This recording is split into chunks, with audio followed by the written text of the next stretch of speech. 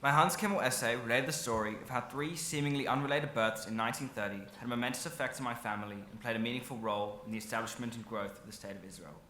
These were the birth of Tzipi Barnett, born Sheila Meyer, on the 8th of February 1930 in Pilgrim's Rest, South Africa, the birth of Hillel Barnett, born on the 1st of April 1930 in Jerusalem, and the birth of Habonim South Africa, the youth movement established by Norman Lurie in 1930. Tzipi Barnett was born Sheila Meyer, the daughter of Annie Sosnovic, my maternal great-grandfather's sister. Sheila was born in Pilgrim's Rest, a tiny mining town in the eastern part of the Transvaal province, but moved to Johannesburg when she was a young girl and after her parents divorced. Thousands of kilometers away in Jerusalem, Hillel was born to David and Erna Barnett, immigrants from Germany who arrived in one of the first Aliyot. Hillel grew up in a neighborhood called Musrara in Jerusalem, right outside the walls of the Old City near the Jaffa Gate. The family were academics and mixed in left-wing intellectual circles. In the early years of the 20th century, the young, thriving Jewish community in Johannesburg began to embrace Zionism. At the forefront of this ideological growth was the establishment of youth movements, and in 1930, Habonim South Africa was founded. In its early years, Habonim was based on the Scouts movement, but after the events of World War II and the Shoah, the movement's ideology became increasingly focused on personal aliyah and chalutziut. Sheila was involved in Habonim from a young age and often expressed strong Zionistic views. She was inspired by one of her madrachim, who insisted that as Zionists they should have Hebrew names, and thus she became Tzipi. After completing a nursery school teacher's training course, Tzipi made aliyah with Habonim, arriving on the newly established kibbutz Torah in late 1951. Meanwhile, Hillel Barnett, aged 17, had joined the Palmach, lying about his age in order to be accepted. After fighting in the War of Independence, he became one of the founding members of Kibbutz Torah.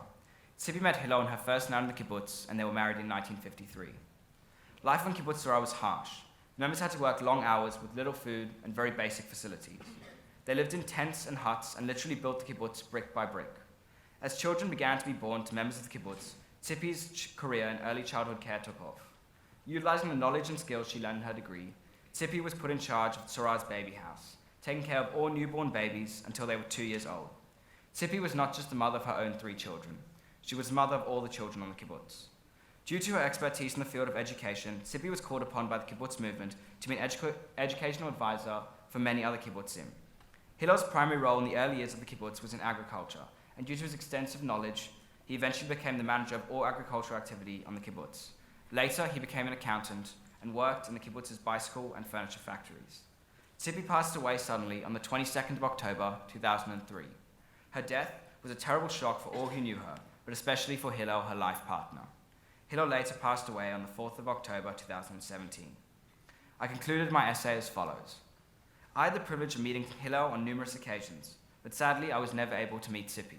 However, I feel that by researching both Tzipi and Hillel, and by interviewing their children, whom I know well, I have an understanding and appreciation of who they were and what they achieved. I also feel that I have made a connection to Tzipi through having attended Habonim Machaneh in South Africa, where I realized that I had become a part of a tradition of attending Habonim summer camps, just as Tzipi, my mother, and my uncle had all done before me. I've also learned a great deal from evaluating their lives within the context of Israeli history and culture. Tzipi and Hillel were 2 people who chose to forge their own place in history as pioneers and to practice the notion of kibbutz as an expression of the duty that they felt they had to contribute to the establishment of the State of Israel. For Tzipi, whose inspiration came from the ideology of Habonim, these ideas were expressed as Hagshama Atzma'it, self-actualization, and Chalutzik Aliyah, making Aliyah as a pioneer. Hillel, a son of Jerusalem and a soldier in the Palmach, would have been motivated by the patriotism expressed in the words of the Palmach song. Mitzula ad ha-Negev, min hayam ad ha-Midbar, kol bachor v'tov lenasek, kol bachor al ha-Mishmar. From Mitzula to the Negev, from the desert to the plain, all our youth defend the homeland, till we bring it peace again. These ideas were formative in their development as young chalutzim. What has made a great impression on me is how they began at such vastly different starting points, but arrived at the same destination, Kibbutz Torah, which became the launch pad for their lives together. Their personal story is symbolic of the national story of Israel. Different people from different backgrounds coming together to realize a dream, to settle the land, and to come together to create new families and forge a nation. When they helped found the kibbutz, Israel was in its infancy, in an vulnerable and precarious position. I've grown up in a time when Israel was flourishing, economically, socially, and culturally, and when roughly half the Jewish people of the world resides in Israel. We still face a situation today where there is need for inspirational responses to complex challenges. what I seek to achieve is to find my place and discover how I can contribute to Israel and to the Jewish faith on a larger scale, in the same way that Tzippi and Hillel were able to contribute to the establishment of Israel on a large scale. It would have been easy for Tzippi and Hillel to embark on their adult lives along more conventional routes. Tzippi could have easily remained in South Africa, living with the support of a loving family and following the typical path of domestic Jewish life in Johannesburg. Who knows, she may have ended up as just another South African living in Sydney. Hillel could have remained in Jerusalem and perhaps been an academic like his parents. Instead, they chose to follow a less established path, which demanded huge sacrifice of them and the need to venture into the unknown and take risks. If I'm to take inspiration from them, then I must take what I've learned from my Jewish heritage and, like them, use it to stare down the challenges that Israel faces in my generation. In their book, Jews and Words, Amos Oz and his daughter, Fania Oz Salzberger, speak about an important Hebrew word, kadima. It comes from the root kedem, which means antiquity. But the word kadima means forward or go forward.